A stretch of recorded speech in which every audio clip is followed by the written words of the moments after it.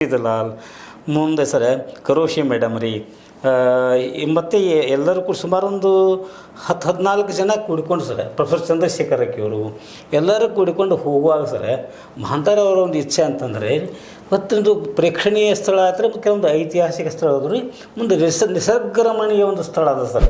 ಮುನವಳ್ಳಿಯಿಂದ ರೀ ಸ್ವಲ್ಪ ನಾವು ಮುಂದಕ್ಕೆ ಹೋದ್ರೆ ಸರ್ ಅಲ್ಲಿ ವರವಿ ಸಿದ್ದೇಶ್ವರ ಅಂಥೇಳಿ ಒಂದು ಬಂಡೆಗಲ್ಲು ಅದ ರೀ. ಬಂಡೆಗಲ್ಲೊಳಗೆ ಒಂದು ಗವಿ ಅದ ರೀ, ಗವಿ ಒಳಗೆ ಲಿಂಗ ಅದ ರೀ, ನಮ್ಮೊಂದು ಬಸವಣ್ಣ ಅದ ರೀ.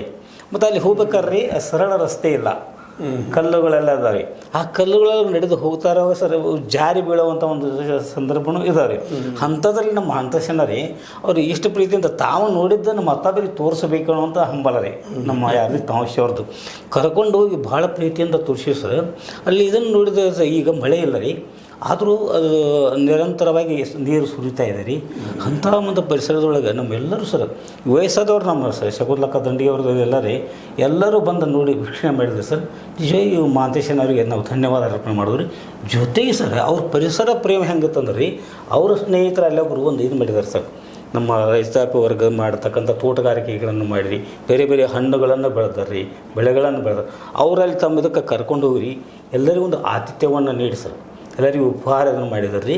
ಅಂದ್ರೆ ಸರ್ ಮಹಾಂತೇಶವರು ಸರ್ ತಮ್ಮ ಸಲುವಾಗಿ ಬದುಕೋದು ಎಷ್ಟೋ ಅಲ್ಲದ ರೀ, ಇತರರಿಗೂ ಎಲ್ಲ ಕಡೆ ಸಾಹಿತ್ಯ ಚಟುವಟಿಕೆಗಳಲ್ಲಿ ಸಂಗೀತ ಸ್ಪಂದಿಸುವಂಥ ದೊಡ್ಡ ಒಂದು ಸಾಂಸ್ಕೃತಿಕ ಕಾರ್ಯಕ್ರಮಗಳು ವಿಶೇಷ ಹೃದಯ ವೈಶಾಲ್ಯತೆ ಸರ್.